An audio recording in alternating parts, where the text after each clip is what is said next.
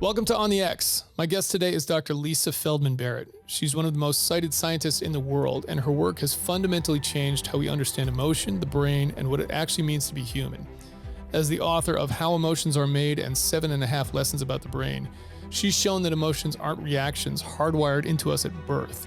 They're constructions built in real time by a brain that's constantly predicting, budgeting, and trying to keep us alive. Her research has reshaped psychology, influenced the legal system, and challenged assumptions baked into everything from AI to airport security. So here we go with Dr. Lisa Feldman Barrett on the X.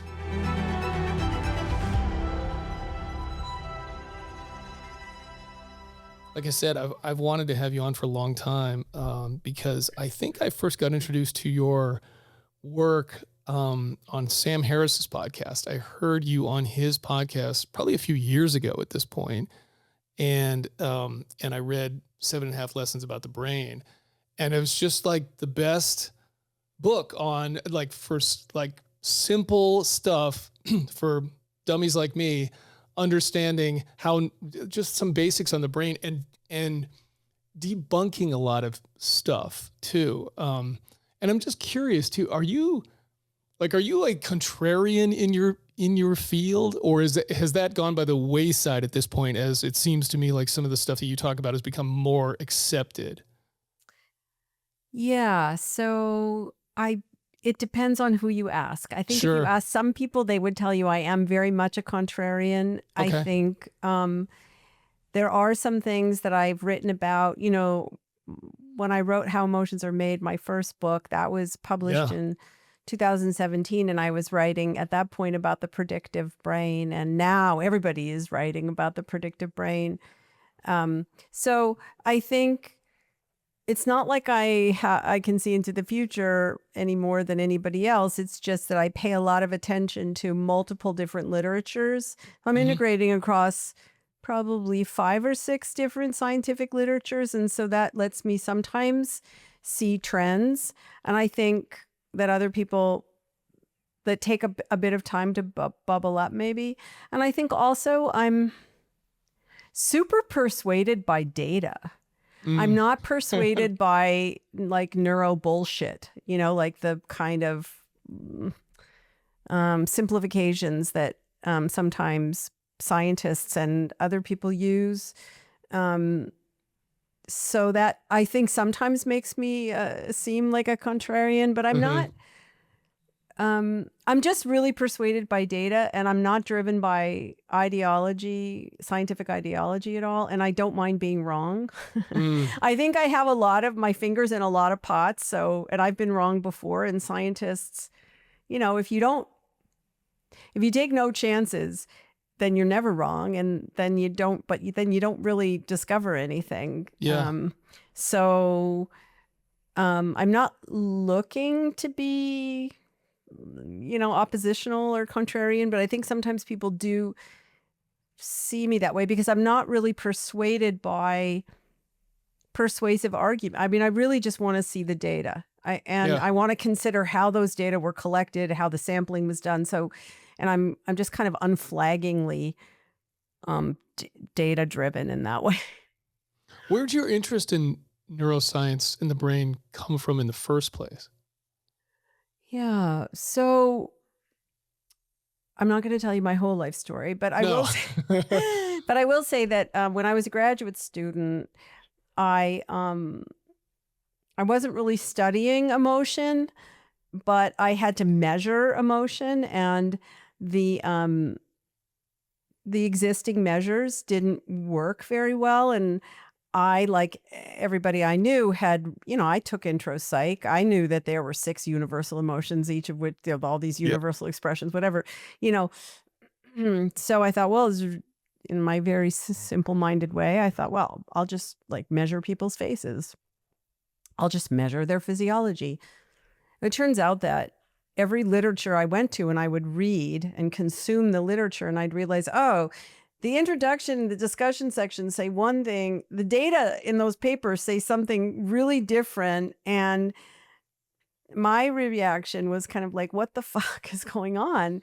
And I know I was trained by really great scientists who encouraged me to follow my nose critically. So they were not upset by this, and none of them had a stake in the game. You know what I'm saying? So they were happy to let me loose. And so I just kind of retrained. Like, I was a clinical psychologist, and I retrained in social psychology, and then I retrained in psychophysiology, and then I retrained in neuroscience. And I was just kind of, asking people like, well, if you were going to find a biological marker for anger or sadness or fear, where would you look?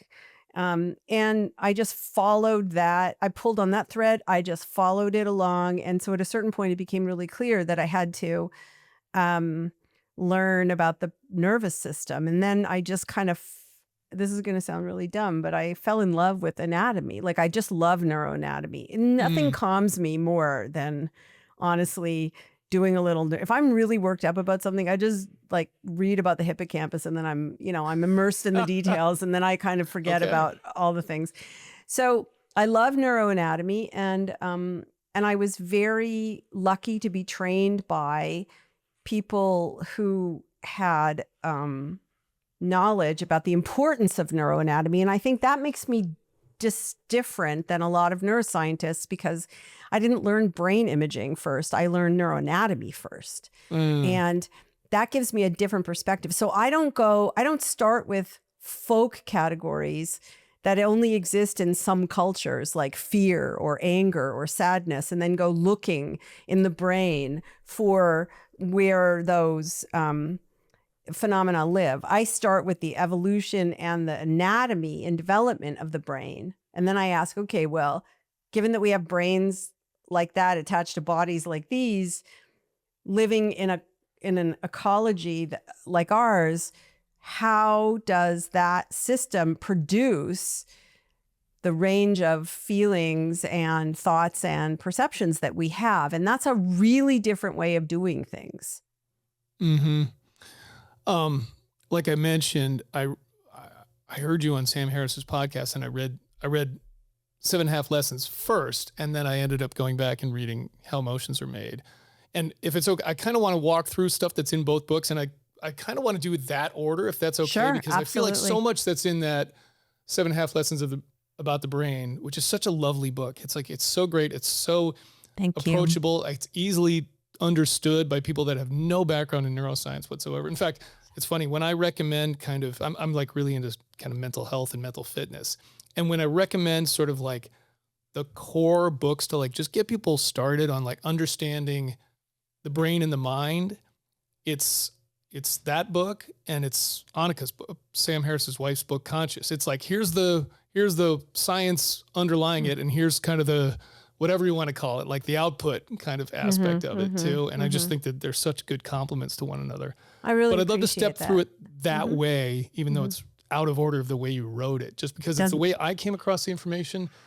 And again, what I love about your stuff, I've read so many books on these types of topics and gained a lot of insight from them, but I don't think I've read anything that sort of blows my mind, forgive the pun here, as much as your stuff that's just sort of dispelling myths and just kind of making me think about like, oh yeah, you're right, that is kind of bullshit, or that doesn't make sense when you really drill into it. So just starting at the beginning here, you open that up with this kind of what the brain is sort of designed to do. Design probably isn't the right word, but like what it evolved to do as a primary function. And it's not thinking. And you talk about body budget. So can you break that down a little bit? And the other question I want to kind of layer in there is, I hear this a lot, whether it's with the brain or other organs, of like primary role or like the primary function of something. And is that a question that even makes sense? Like, is that a hierarchy or a ranking structure that humans have put onto something that just does stuff? It doesn't necessarily have a thing that it's primarily doing. It's just, here's what it does and here's what it doesn't do. Yeah. So I think you're asking a question about, when you ask about, is there a primary job? I would say you sort of put your finger on a really important point, which is that you can't really say what evolution doesn't aim itself at anything. And You can't really say what a brain evolved for, but you can say what its most important job is. And that may sound like, splitting hairs, but I don't think it is. Okay. I think if your brain wasn't coordinating your body organs and systems, you'd be dead. So I would say that's the brain's most important job. And also I would say, if you look at the anatomy, again, you go back to the anatomy, and actually if you look at when did brains evolve? What evolved along with them? What in the neural tube, which is like the lit line of cells in an embryo that is birthing new cells that will become everything about you, your body, your nervous system, and so on. You can see some relationships, and based on the evolutionary coherences, and also with just the anatomy of a human brain, actually a vertebrate brain, you can see that at the core of the brain is a system of neurons that is not designed, but that is regulating your body. It's regulating your heart, your lungs, your immune system, and so on and so forth. And people who study memory also study these areas, but they think of them as memory areas. People who study emotion study these areas, but they think that these areas are for emotion. People who study vision study these areas, but they think they're for vision. And of course they are. We do think, and we do feel, and we do see, we do all those things. But we pretty much are doing those things in the service of metabolic regulation. And of course, I don't experience myself that way. I'm sure you don't. I don't experience every feeling I feel, every hug I get, every insult I bear, every, thought I have. I don't think of that as having anything to do with my metabolism, because that's not my experience in the moment. But under the hood, if you look at how the signals are emerging in the brain and where they're emerging, and the dynamics of the signal processing, that those signals are processing other signals, compressing other signals, working with other signals, it seems really clear that your brain's regulation of your body has an influence on what you think and what the thoughts that emerge and the feelings that you have, and even the things that you see. So I'll just give you one really good example. This example is an amalgam of a bunch of different findings that we've integrated together and then tried to test. So it seems to us, right? It seems to us like common sense is, you look at something and you see it, and then you process it, and then you react. You develop some kind of motor plan, and then you act. But if you actually think about it, like the example I usually give is like baseball, like a professional baseball player. If a professional baseball player waited to actually see the ball leave the pitcher's hand before he, picked up his bat to swing or even prepared the bat, he would miss the ball every single time. There just isn't actually enough time. If a ball in the major leagues is being thrown at 95 miles an hour, given the length of that the ball has to traverse, there's just no way he could possibly do it. His brain is making a set of predictions, and so his brain is preparing him to swing at a ball, predicting where the ball will be in a moment from now. And in order to do that, the brain has to coordinate the lungs, the heart, the muscles in order to prepare that swing. So all of that is happening before the actual swing occurs.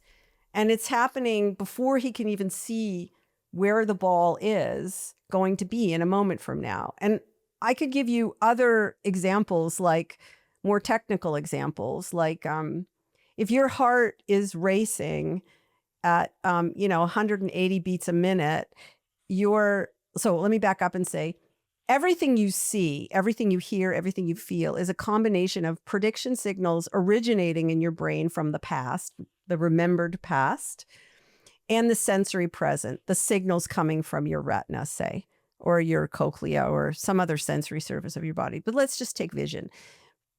Everything you see is a combination of the signals coming from your retina to your brain, and also the intrinsic signals in your brain, which are prediction signals. It's always a combination. Sometimes it's a little more of one, sometimes it's a little more of the other.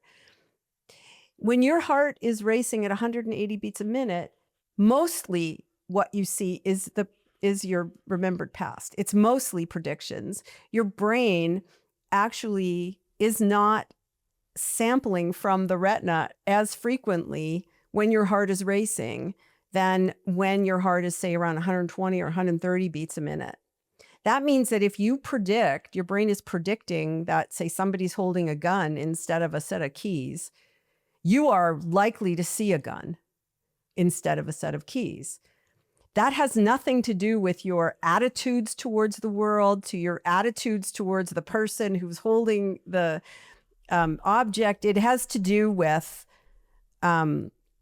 your failure to correct your predictions has to do with something just basically physical. And that is the sampling, the way the brain samples and processes signals from the eyes, from the ears, and so on, is dependent on its regulation of the physical body.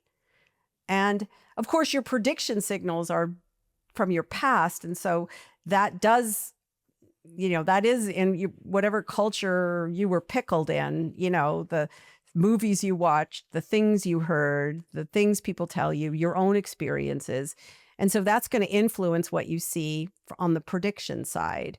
But a lot of people, a lot of the time, make predictions that are wrong. They're happening in a blink of an eye, and then the sensory signals correct them, and there's no problem. But if you are in an extreme circumstance, that's likely to happen less. There'll be less correction. And there's other research to show, for example, this is work by Judith Anderson at the University of Toronto, that when police officers are in simulation training, and the ones whose heart rates are really, really high, they make more mistakes. They shoot civilians, like in these simulations. Sure. They fail to, so there are really basic implications for understanding that your brain's most important job is not thinking, it's not feeling, it's not seeing or hearing, it's regulating your body. If that's going well, everything else will be easier, including the really hard stuff. If that's not going well, everything will be harder, including the really easy stuff. That's just a basic kind of principle, I think, based on, the anatomy plus these other functional findings. There's so much you said in there that I want to pull threads on. But let's just go back to the sort of prediction piece of this, because the example you used of baseball, someone swinging at a baseball, I think a lot of people would look at that and go, yeah, of course, you have to anticipate and you have to start swinging before the ball gets there to hit it. But the distinction that I think a lot of people don't realize is the actual experience you're having is a prediction, right? That's the kind of important takeaway of it. What I would say is that you're not experiencing the prediction. Your brain doesn't make itself aware of its predictions most of the time. What I'm saying is that the brain is taking into account the air, what's the temperature? What's the air? I mean, basically, your brain is asking itself, the last time I was in this situation, what did I do? It's not asking itself initially, what did I see or hear? It's what did I do next? And copies of those signals, literal copies, like you have axons going down to the body and then collaterals off those axons, take the same signals and send them to other parts of the brain as sensory prediction signals. So when a pitcher throws, I think this is so funny. I just have to say it as an aside that I'm talking about this because I am like the last person who should be talking about. I can't play sports to save my life. I am like so bad. My eye-hand coordination with a ball and a bat and it's really, anybody who knows me really well would think this is hysterical. But I lived in Boston for 30 years and never went to a Red Sox game. Oh, no. right? Oh, But when I started learning about the predictive brain, all of a sudden, a lot of things became really interesting to me. Basketball, football. sure. My neighbor taught me how to understand football well enough that I could, pick a team and root for a team in the Super Bowl. And but it's because it's so interesting that you would never have sports like of the sort that people spend, a lot of time and money at if you didn't predict well. So when a batter is predicting what a pitcher is going to do, he's taking into account his experience with that pitcher, other people's experience with that pitcher that he's heard about. And also his brain is taking into account what his own metabolic state is. When did he eat last? How much sleep did he get? What is the air temperature? Where is the wind coming from? Mm-hmm. I mean, your brain is a signal processor.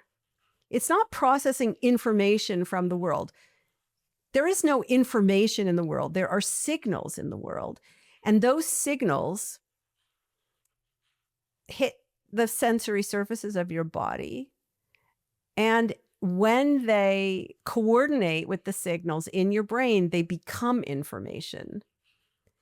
So what a pitcher is doing is trying to psych out the batter. He's trying to make it hard for the batter to predict what he's going to do. And the batter isn't really aware of all these prediction signals that his brain is conjuring. That's not his experience. That's not, as you sit and listen to me talk, you're hearing sounds that are meaningful to you, but you don't experience yourself as predicting every single word that comes out of my. Right. I got it. And if I had said that words were coming out of some other orifice of my body, that would be pretty surprising, right? Right. You're predicting. You don't experience yourself as predicting, but your brain right now is predicting not just based on years and years and years of statistical patterns that let you understand and create meaning out of the sounds I'm making, but also you've read my books and you have probably heard me on a couple of podcasts. And so all of these things go together, to allow your brain to make a set of predictions that it's constantly updating and changing. So sensory signals are not there as like a recording of what's going on in the world. Those signals are there to confirm your predictions or correct them based on your past experiences in the world.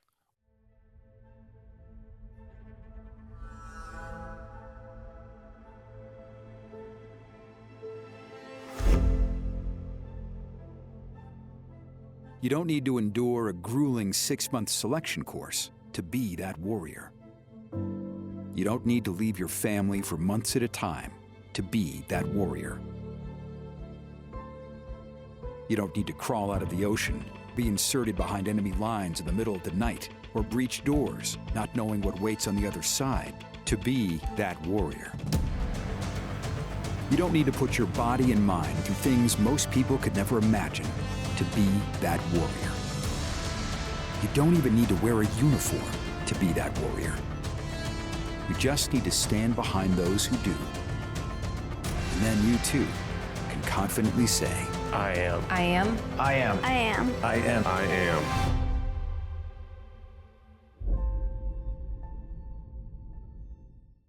Where does, you mentioned in the intro to this book that your brain's primary function isn't thinking, but where does thinking come into play, from an evolutionary perspective? Did thinking evolve when we think of as thinking? Did that evolve as a way to make better predictions? And is it also we tend to think, you have this line in this book about we put so much emphasis on rationality and our cognitive abilities, and that makes us, we won the best species award, right? This notion of we're on top, where it's yeah, that's a unique ability, but there's animals that can fly and breathe underwater and do all this stuff that grow we can't back do. limbs. Yeah. Right. All this stuff that would be really cool if we could do that too. Yeah. but because of that, we sort of think we think, and animals don't. Like a dog doesn't think it, or animals act instinctually, and we might do that, but we can think, and that makes us better.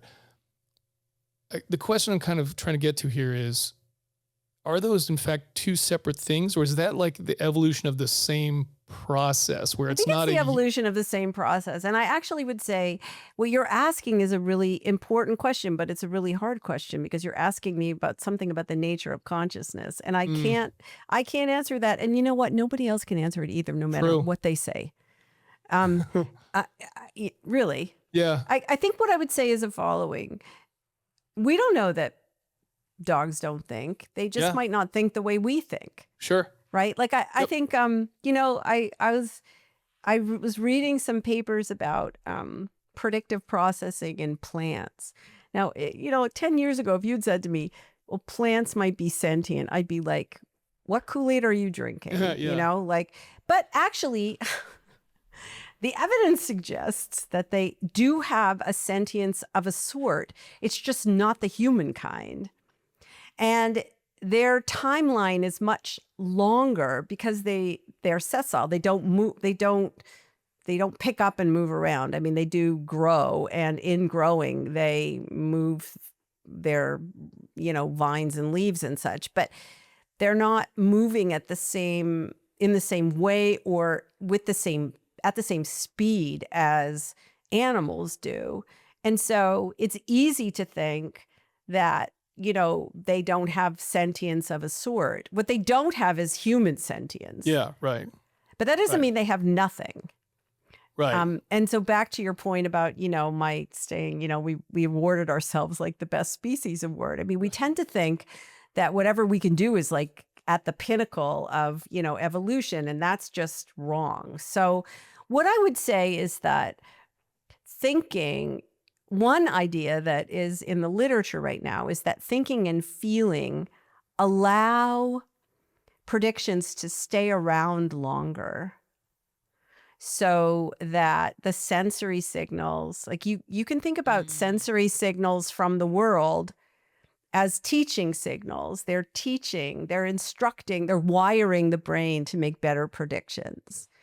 And one thing that thinking and feeling might do is allow those sensory signals, will allow the predictions to stay around long enough that the sensory signals have a better chance of instructing the brain, of wiring the brain, of serving like wiring instructions. The caveat, of course, is that if you're metabolically encumbered in some way, or you're, for other reasons, not paying attention to the signals from the sensory services of your body, that you're just kind of going with your prediction signals, then you won't update those signals, and you'll be really stuck in your like model of your body in the world in a way that is not updated by what's actually happening in the world. And that can happen. And we have names for that. You know, those are specific mental illnesses that, that when people have that kind of a problem. But we all kind of have that. We all kind of do that. It's just sometimes we do it more than other times. And if it gets to we do it to a certain degree, we slap a label on it and tell someone they have a disease. Right. Yes. Yeah. Yeah. I wanted to, so just applying that kind of what I was just asking there about, you know, animals doing this versus humans doing this. I want to talk anatomically. This is the biggest kind of like myth busting thing that I think is such, people assume is truth, is this whole triune brain model thing, which is just like reading. I mean, this is one of these things that I'm sure so many people reading your book or hearing this will be like, wait, what? And because it was for me of like, so many people believe this idea of like, okay, there's a lizard brain, and then there's a limbic system around that, this mammalian brain, and then there's your prefrontal cortex, and they're fighting each other, and like one takes over the other one. And your thing is like, no, it's complete bullshit. Like this was essentially. It is complete bullshit. Like So- it's not even, I mean, that is that is like the best example of neuro bullshit. And I think that the really interesting thing to me is like, why do people still believe that when the evidence has been around for like more than, I don't know, 50 years? I mean, really?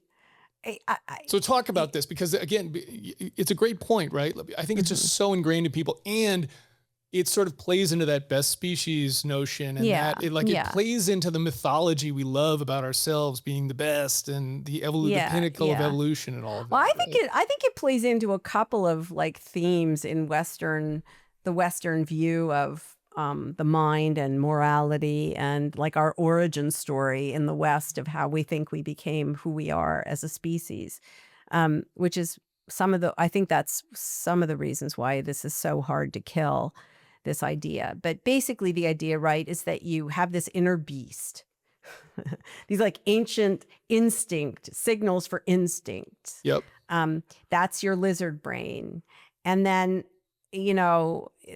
ancient mammals evolved, this layered on top, like a sedimentary layer, or, like icing on a cake. You've got, your limbic system, which is for emotions, but particularly for social emotions or relational emotions, that evolved in ancient mammals. And then what layered on top of that evolved your cerebral cortex, which is, the home of rationality. And so our origin story is really that your brain is at war with itself, and you've got this inner beast, and you've got this rational part, and they're at war for control of your behavior. And when the rational part wins, you're healthy and moral person.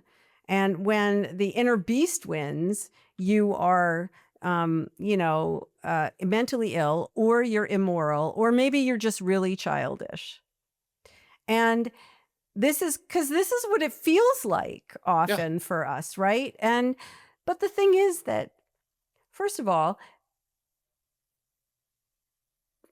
mammals did not evolve from reptiles. So good point. They're the only animals on the planet that have a reptilian brain are reptiles, right? Only lizards have a lizard brain. Mammals don't have an inner lizard brain. So that's the first thing. That's been known for a really long time. Okay, so you have fish, and then you have a split, and some of those animals became, mammals, and others became reptiles. But, reptiles did not become mammals. Well, and lizards don't just have the lizard brain part of right? It's like. Exactly. So lizards have, even fish have a forebrain. They have cells that in a mammal become a cerebral cortex. There are no new cells really. What seems to be changing across evolutionary time, there's like a single developmental plan for a brain, starting in an embryo, how cells get laid down. Each stage runs for a particular amount of time. What evolution seems to be tinkering with is really the amount of time that certain stages proceed for, which will change the number of cells or the number of, like how long certain changes will occur. And that can make a brain look really differently, look really different. And of course, it can actually endow that brain, that nervous system, combined with the rest of the body with certain abilities. So I'm not saying that there's nothing special about a human brain for humans, just like there are things that are special about an ant brain for an ant. But what makes us special is not it's not this, it's not the size of our cerebral cortex. Our cerebral cortex is about the size that you would expect it to be, for an ape of our size, you know? I mean, like there's, our brains are not special in that way. They are special in other ways, but they're not special in that way.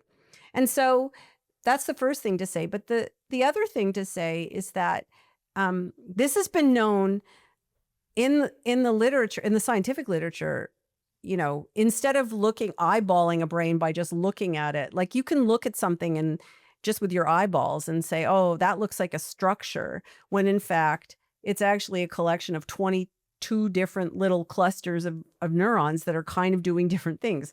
People talk about your amygdala, which is this, people think of it as this structure that's deep in your temporal lobe. So if you just took your finger and stuck it on your temple, this structure has been assigned all kinds of functions, fear emotion. What? The amygdala is not a structure. It's actually a collection of a bunch of different nuclei, where nucleus is just a clump of cells. And some of them come from, they're different evolutionary origins. And so it looks like a unified structure. It's not a unified structure in any way, but it looks like one. And so people reason about it that way. Yep. But, so I think that when neuroscientists, all they could really do is look at a brain, with their eyes, it kind of looked like there were layers, and they came up with this, they kind of took that and married it to a very old idea, which turned out to be an idea about morality that comes from ancient Greece. So this idea of a brain at war with itself, you can trace all the way back to Plato. And what Plato was talking about was not neuroanatomy, and he wasn't talking about emotion. He was talking he's talking a little bit about emotion, but mainly he was talking about like what makes you a moral person. And in modern terms, how we would understand it. So this idea of the triune brain is really a story about when are you responsible for your behavior? What makes you an ethic? When are you not responsible for your behavior? When are you a moral person? When are you not a moral person? It has nothing to do with anatomy. It has nothing to do with brain evolution. And it really has nothing to do with how your brain actually works. Why do you think that this myth won't die, though? It's fascinating to me, right? Because it's basically one guy, Paul MacLean, I think. It's not, though. That's the thing, Paul MacLean. I don't think it's just Paul MacLean. Okay. We can't use him as a scapegoat. It's like it's all on him. I don't think so. I mean, Okay. A couple of years ago, I was given an award, the Paul MacLean Award, and I was like, what the fuck am I going to say? What am I going to say? Yeah, right? What am I going to say about in my acceptance address? And I realized, what? Paul MacLean, before he concocted the triune brain, actually wrote about the visceral brain. And what, visceral as in viscera, like organs. Yeah. And what he was saying basically is that there's this whole network of like neurons that are controlling your body. And that's not incorrect. Right. So I think all great scientists, regardless of what you think about Paul MacLean, all great scientists make mistakes. Darwin, if you look at Darwin's work, he wrote some batshit crazy things, like things that we would just go, what the fuck was that guy thinking? Like, right? So I think that's one thing to keep in mind, is that Einstein, Einstein was wrong. I mean, Einstein, I think, is a great example. Einstein was fundamentally wrong about quantum mechanics.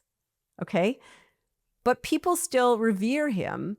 And in part, what made him a great scientist really was that he was just inherently curious and would not let up. Like he just like all of these quantum mechanics guys, he just held their feet to the fire continuously. And he would come up with, thought experiments, and then they would have to actually devise a way to actually run those experiments. And every single time they showed him to be wrong. And then he would come back and go, okay, well, what about this? And then he would pose for them another like incredibly important question. And then they would have to figure out how to test it. And what made him great was that he just kept asking the really hard questions. Partly quantum mechanics is as successful a paradigm in physics as it is, in part because they had to keep responding to Einstein's demands to have certain questions answered. So a great scientist isn't always right. And sometimes they're great because they're wrong. In error Sure. is the opportunity for discovery, right? So, but what I would say is that this idea that you have an inner beast that has to be tamed by rationality has been around for a really long time. And what Paul MacLean did was essentially he took that idea, which Freud also used, and a lot of people had used it, and he kind of tattooed it onto the brain. And the person who made that really, and I should also say that at the time that Paul MacLean was writing this stuff, there were other neuroscientists saying, no, you're wrong. That doesn't work that way. But along came, a science writer by the name of Carl Sagan, who wrote a wildly popular book called The Dragons of Eden. And in that book, he talks about Paul MacLean's ideas and kind of canonized them. Yep. And that, he was such a great science communicator that this idea, which was already kind of percolating in our culture, just really took hold. And, the narrative is really helpful for people because it kind of lets them off the hook when they fuck up. Oh, it was my lizard brain, It's even in the legal system, right? We have things like crimes of passion and things like that where that's consequential in terms of justice and liberty and things we care about. Absolutely. And in How Emotions Are Made, I have a whole chapter on the law. Yeah, I know. Emotion in the law. And, who's held accountable, what their punishment is. A lot of that is based on this idea that you have a brain at war with itself. Right. That's just not how things work. Well, so how does it work? And is part of the problem here the fact that we drive a wedge between thinking and feeling in the first place? Like, is that a distinction without a difference? Because you talk about in 7.5 Lessons, like there's some cultures that don't distinguish between those things, right? So are we just creating a separation that doesn't exist that's helping perpetuate this myth? I think so. Okay. I do. And I would say, so first of all, the idea that you have thoughts and feelings and that they're somehow separate and maybe, opposing each other is a theory of mind. It's a theory about how a mind works, what a mind is. And that theory is very different. That's not like everybody's theory. That's our theory that we culturally inherited from ancient Greece. And that cultural inheritance is really important because it does actually shape how you make sense of yourself in the world.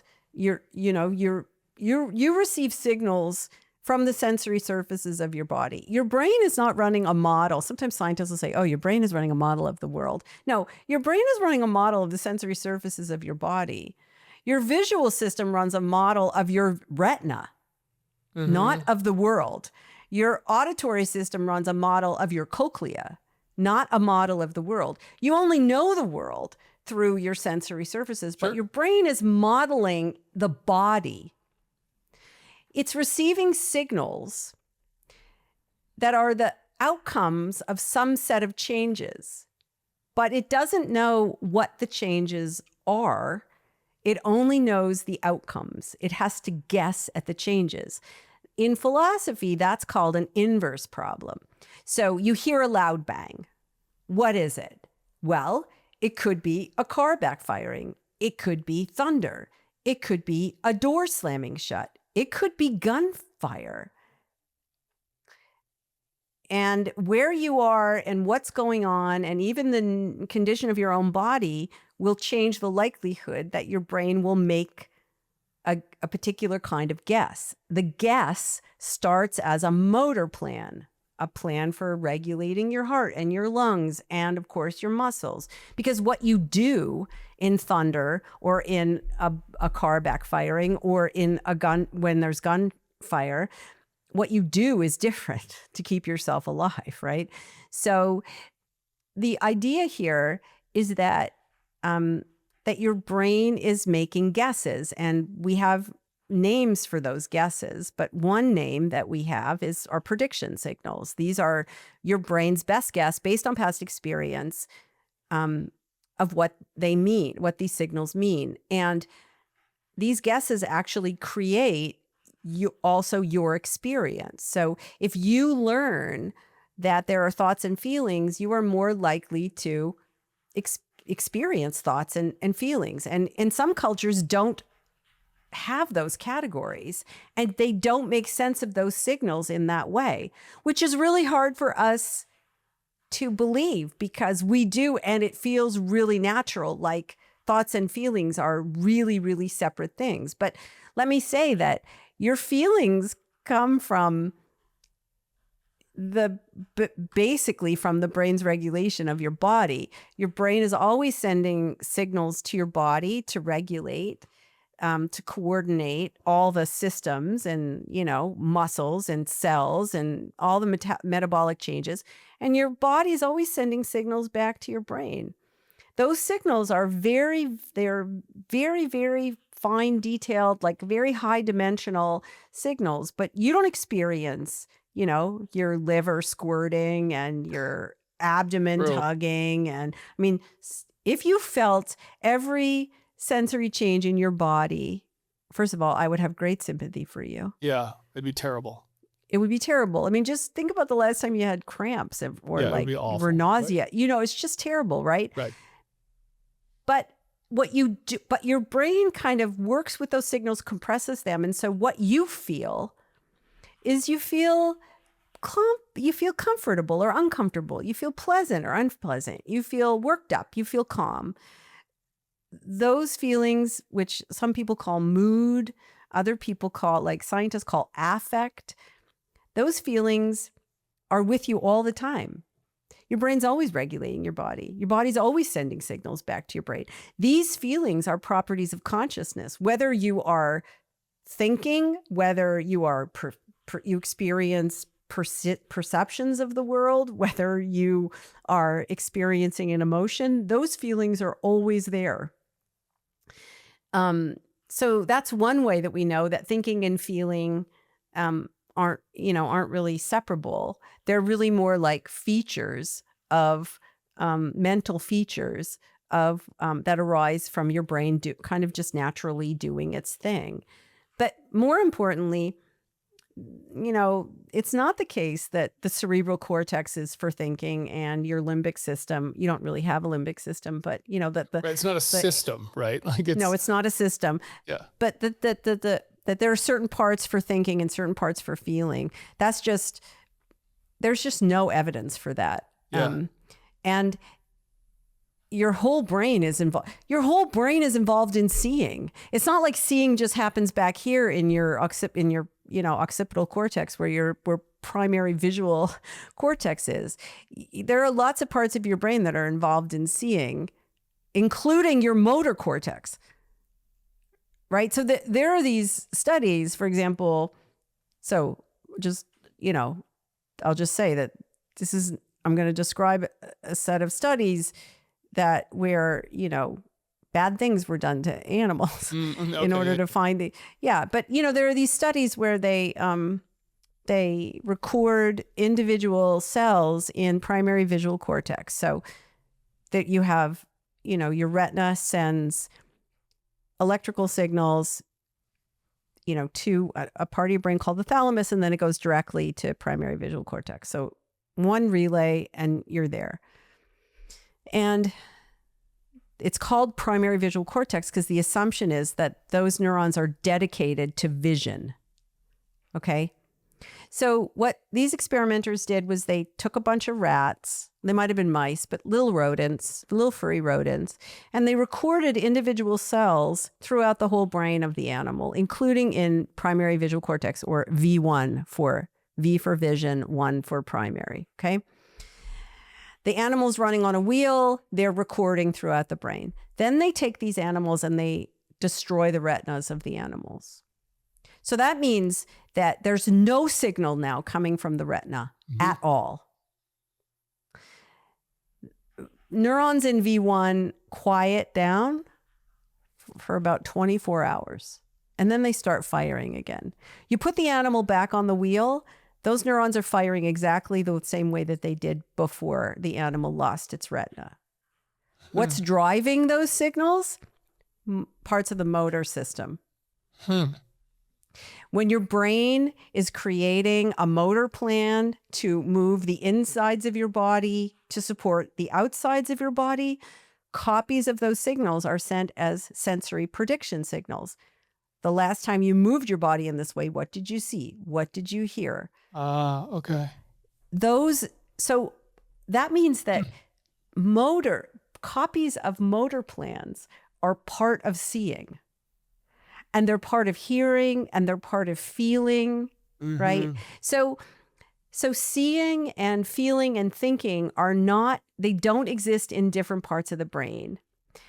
And in fact, you can make exactly the same movement. Okay, so I have a cup, and I have a cup here, and let's say I reach to pick the cup up. And let's say I do that 3 times, exactly the same.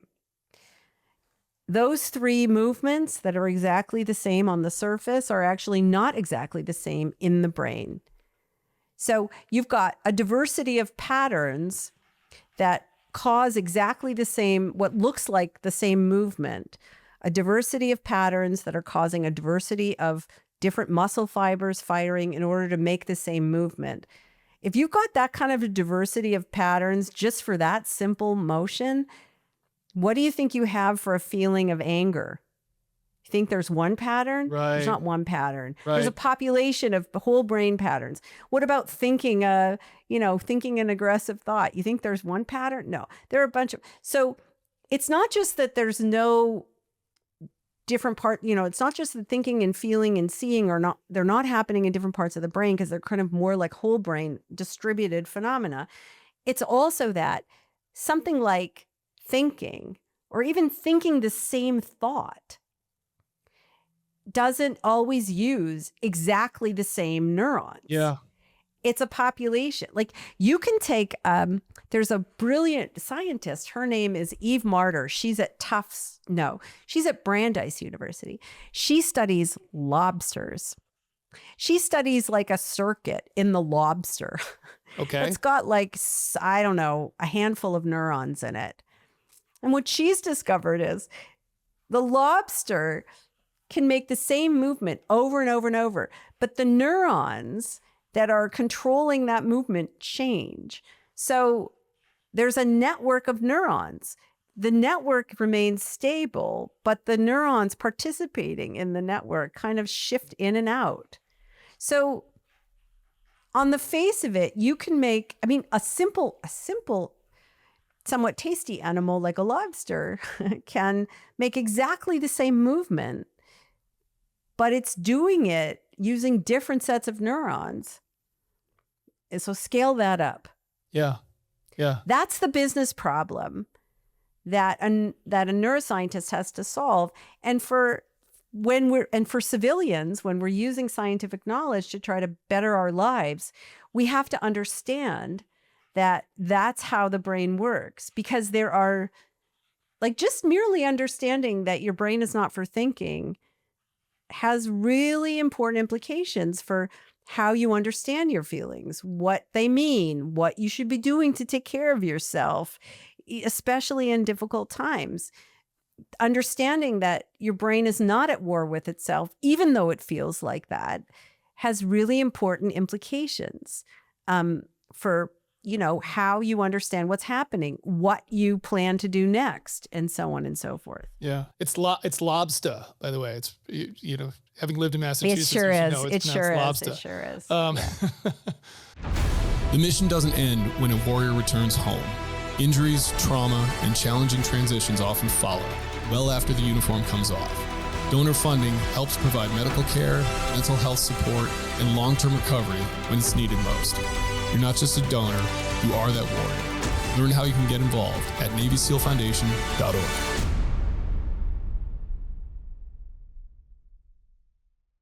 Emotions as you see them, as constructed experiences, because this was a whole new concept to me that, again, reading your book was like, okay, this is completely different than anything I've ever been taught to, and I would say, I've talked to a number of neuroscientists on this podcast, and they're all going to have slightly different interpretations or definitions of what an emotion is. And I think it's a really challenging thing. And just sitting here talking to you, it occurred to me that part of the challenge, I think, for us is like a thought just feels like a thing. Like it's data, it's removed of any feeling whatsoever. It's like raw information, however that might affect us. Whereas an emotion feels like a collection of things. It's not a thing. And in fact, thoughts may be a component of it. Like you could even think of it that way, where like a thought is a part of that construct that's an emotion. So talk about how you view emotions as constructed experiences and what that means for people and how it's helpful. Yeah. So I guess what I would say is that every experience you have, every action you take is a combination of the remembered past and the sensory present. Doesn't matter whether you're talking about emotion or thinking or, emotion, cognition, thinking, feeling. It doesn't really matter. They're all pretty much produced with the same set of operating principles. I don't think it's really useful to debate what an emotion is, because I think what people say depends on what they're invested in. So, very simply, in science, there are two ways of, I'm going to really simplify, really take something that's very complex. I'm going to simplify it, maybe too much, but it'll make the point. There are two ways of doing science. And they really rest on your belief about what you think the world is like and what you think science can do. One view is that the world is made of simple building blocks, but your experience of the world is very complex. And so what you have to do in science is you have to drill down through that complexity to get to the basic building blocks of reality. So you run an experiment where you control a shit ton of things so that you're only observing like one thing, and you're manipulating one thing and observing one thing. So you will define emotion as freezing, or you define fear is when an animal freezes, sure. Or fear is when an animal's heart races, or when some chemical goes up, right? So you're basically you're trying to isolate these different building blocks separately, and so you run these highly controlled experiments, and then all the stuff that you've controlled, you think is like not relevant because you're looking for the basic building blocks. That's one way of doing science. It's a way of doing science that is predicated on a set of beliefs about what the world is like. There's an objective world out there. It can be reduced to a set of building blocks. And it's not just scientists who have that view. Buddhists have that view. Mm-hmm. Like there's the Abhidharma, which is the kind of classic Buddhist text, assumes that there are dharmas. And the dharmas are like little elemental aspects of consciousness that are indivisible and that are objectively there. So the self may be a fiction in Buddhism, but the Abhidharma specifies that these elements, and some of these elements are emotions like anger, sadness, fear. Mm-hmm. They're like indivisible objective aspects of nature. But there's another view. And the other view is that reality is complex, fundamentally relational and complex. And that what you do as a scientist is you simplify. You leave shit out so that you can study other shit. So you basically, when you're controlling a bunch of things, you're not saying those things are irrelevant. You're saying, I need to simplify things. So I want to study this complex relationship when I'm holding these things constant. And then what I learn will tell me what the causal relationship is when I'm holding those things constant, but it doesn't tell me anything about like what happens when those things are different values. So for example, there are these very famous experiments that were done with flies, fruit flies, where they were looking for the gene for curly wings. They were trying to understand how genes worked. And there's these genes that supposedly cause curly wings in flies, which is really bad because if a fly has curly wings, it can't fly and it'll die. Okay. So what they're not really interested in flies. They're interested in how genes work. But so they run these very, very controlled experiments, and sure enough, they find a gene that certain versions of the gene produce curly wings in flies in the lab. So they assume that's what the gene does. But in the world, flies that have those genes don't have curly wings. Well, why? Because in the lab, they control the temperature, they control the humidity, Sure. Yeah. They control what the animals eat. The assumption, if you're a reductionist, you assume that those things are irrelevant because you're looking for the general relationship between, the gene and the fly wing.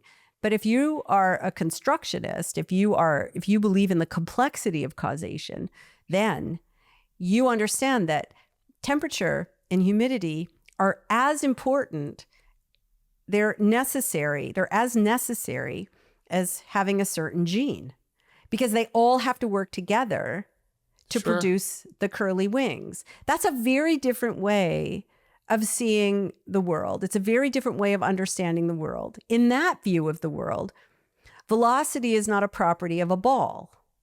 It's a property of a ball in relation to something. If I throw a ball to you, the velocity of that ball in relation to you is different than the velocity of the ball in relation to a bird that's, flying by, as opposed to the velocity of the ball in relation to a passing train.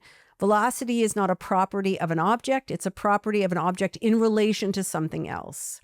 If I say this book is red, the book isn't red. The book is red in relation to my retina, to your retina, to our brains. Yep. The redness is not a property of the object. It's a property of the object in relation. So the same thing is true for emotion. Emotions are complex, but so are thoughts. They're complex constructions of the brain that emerge from a soup of causes. And a lot of little nudges in the same direction produce an outcome. But that makes, in everyday life, I'm not going to say to you, Chris, that I'm experiencing this object which is giving off certain wavelengths of light as red. I'm going to say, can you pass me that red book? Right? It's a short form, but if you're a scientist, you have a choice of what your assumptions are about the world. In the reductionist way of doing things, you assume that the book actually is red, and anybody who can't see that it's red is colorblind. If you're a constructionist or somebody who thinks that causation is not simple and that there's a complex soup of things happening, then somebody who can't see this as red, for them, red doesn't exist as part of, as an aspect of reality.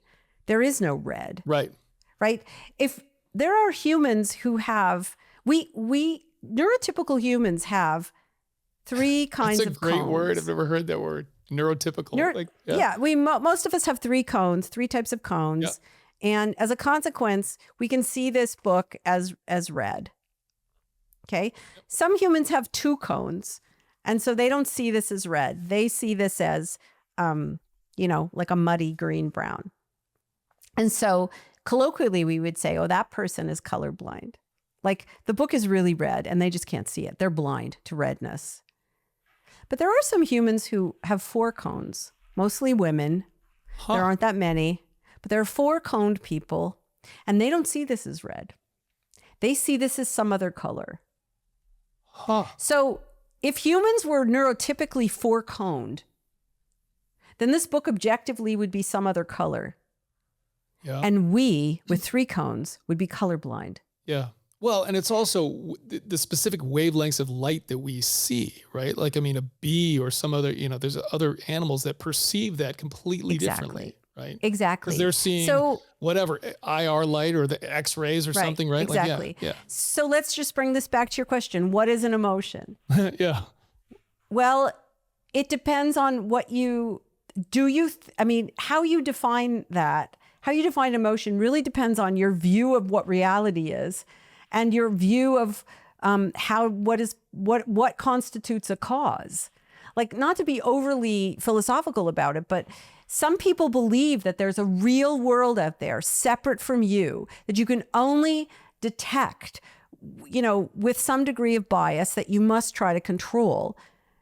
And in the history of ideas, that's called realism. I would call it traditional realism. Okay. It's the idea that, there's a reality that's objectively separate from you. And, our goal as a scientist or as a human is to try to perceive that like objectively without bias. And then in the history of ideas, the opposite of that is idealism. Reality is all in your head. You have a reality. I have a reality. Everybody has their own reality. But there is a third option.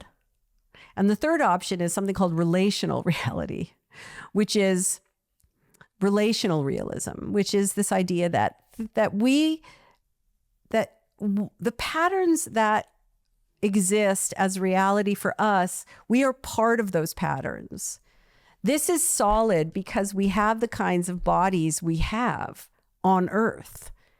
And the solidity is not imaginary, it's real, but it's real in relation to us. Mm-hmm. If we were subatomic creatures, this would not be solid, right? This is objectively red because it's red in relation to certain people. Right.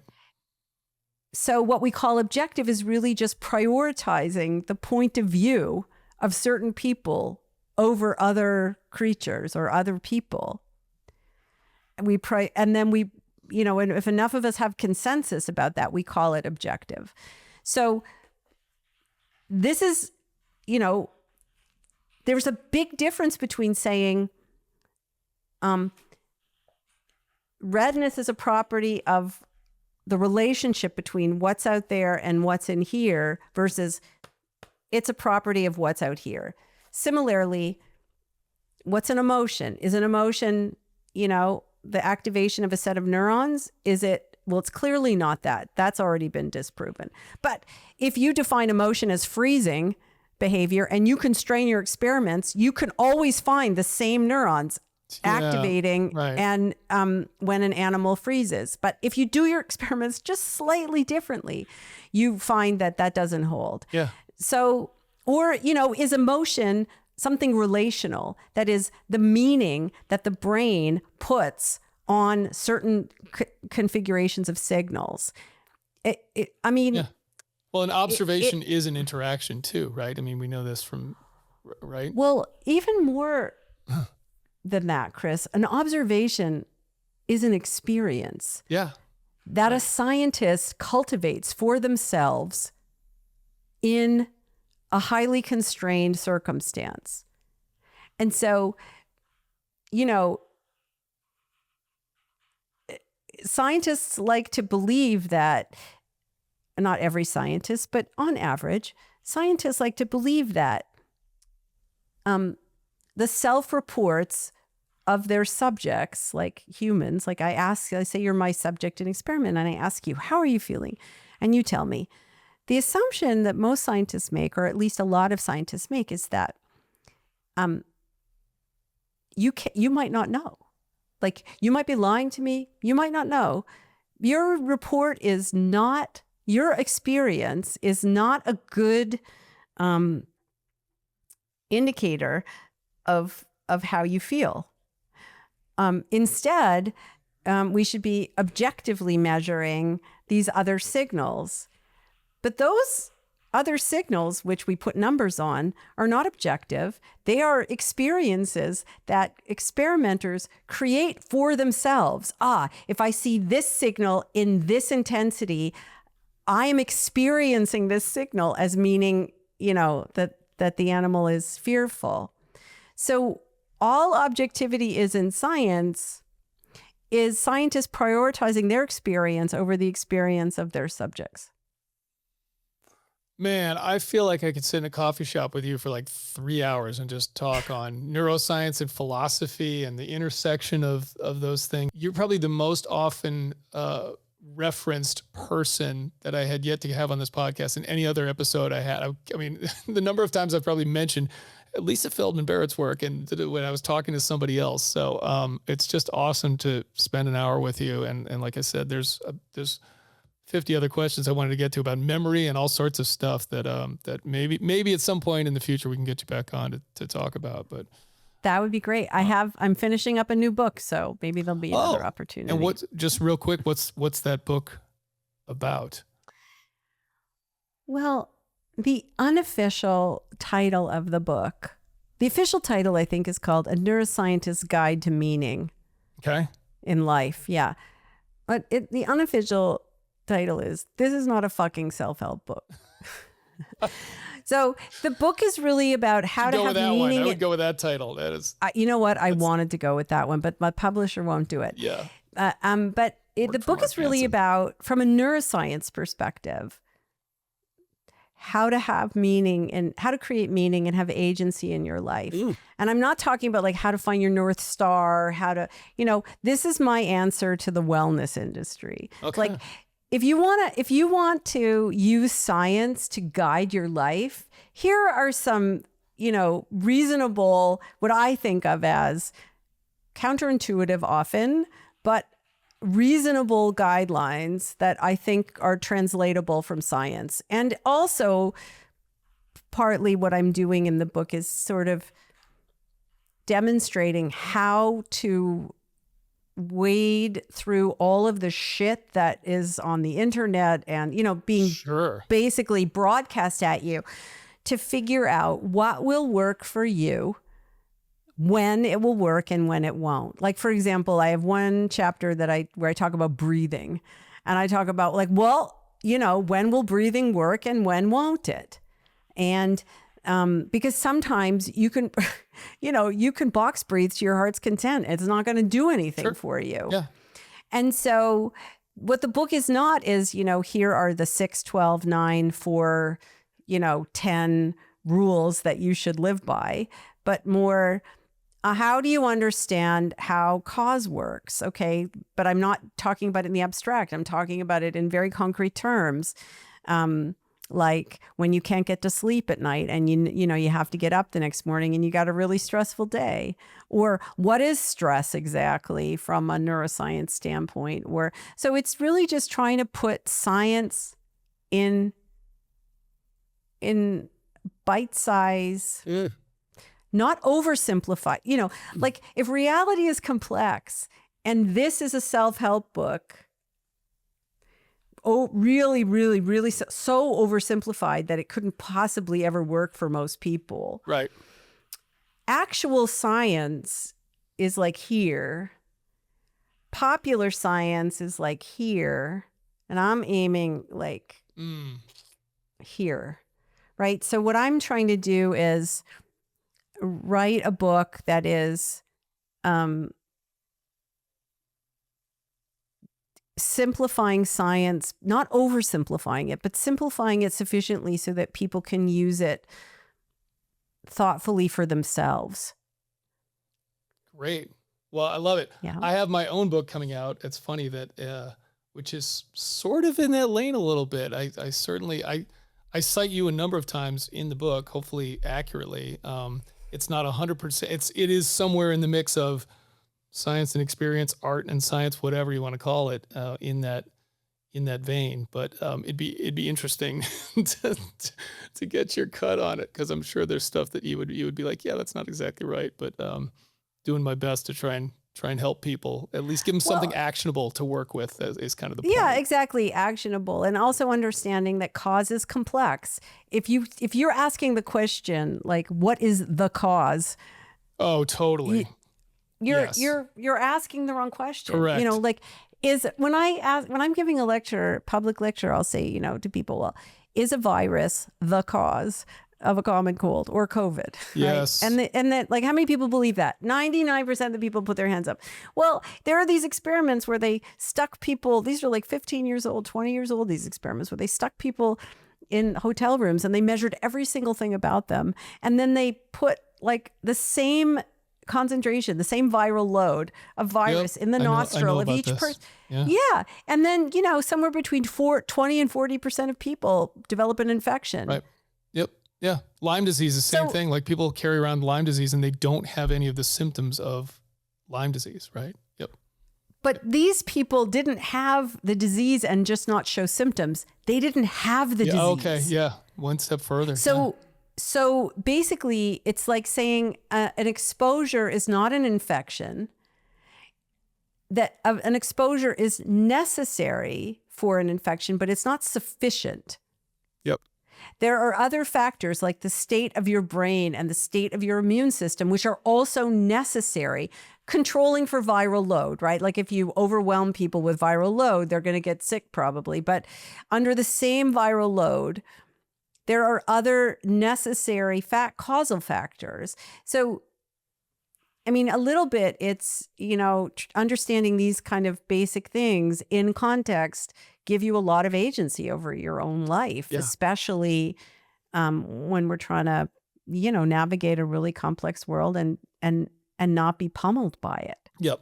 And that is the word, agency. I use that a lot too. It's like, to me, that's the thing to give people is agency. It's like you're just not the helpless victim of your brain. You're not the helpless victim of these things. You don't have to look to externalities to treat you all the time. There's a lot of stuff that you can do, and that's all. That's been my kind of thing in that. So, but yeah, I'm 100% with you. I have my whole backstory and everything of chronic illness and everything of people asking that exact question. Like, did they ever figure out what the problem is? I'm like, well, there isn't the problem. That's the wrong question to ask. You're talking about a multifactorial, multi-causal situation, so. Exactly. Anyway, thank you again. I know we've gone way over time and I appreciate all the time. So again, wonderful to meet you. It's just been awesome. And I'm super excited about your new book. That's fantastic. When is this out? Do we have a release date yet? Yeah, I think the release date will be, September, October, 2027. Oh, next year. Okay. Got it. Okay. Yeah. In the meantime, is there a website that people can go to? I mean, obviously your books, that I already mentioned, but to check out your work. Yeah. So there are lots of free articles and lectures and podcasts and things on lisafeldmanbarrett.com. All one word. Awesome. Very easy to find. Yep. Okay. Thanks, Doc. I really appreciate it. Next time you're in Boston, enjoy the lobster. Have some. Indeed. And afterwards I'll go see a Red Sox. There you go. There you go. All right. All right. Thanks so much. Take care. Thanks for listening to On the X, the official podcast of the Navy SEAL Foundation and an Ironclad original series. Learn more at NavySealFoundation.org or text On the X to 60104. Please like, share, and subscribe. See you next time.